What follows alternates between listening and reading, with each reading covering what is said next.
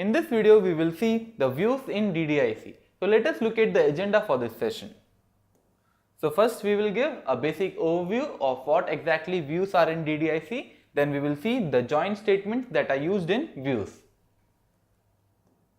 So views are nothing but a virtual table where the data is not stored, but whenever a view is executed, then it displays the data by selecting the data from multiple tables.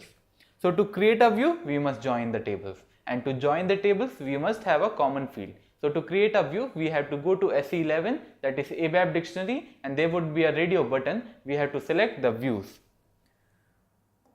So here as a simple example, here we have three tables.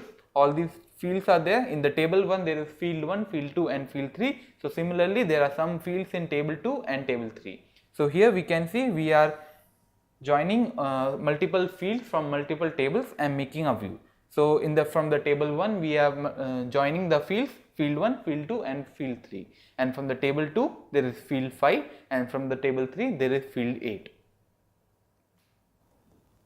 Now let us look at the join condition. So there are two conditions based on which we can join, that is inner join and outer join. So there is an example of inner join and outer join. So we can see here, so this is a table and this is another table. So we are applying inner join and outer join. So in the inner join we can see there is these three columns, that is 1001, 1002 and 1003.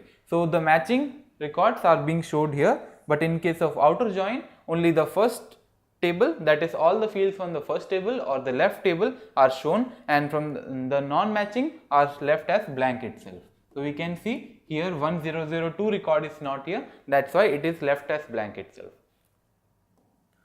So as I said, inner join, only the matching records will be shown and the unmatched record will not be selected at all. And in case of outer join, all the fields from the first table, that is the left table, will be shown, and the unmatched records, that will not be shown.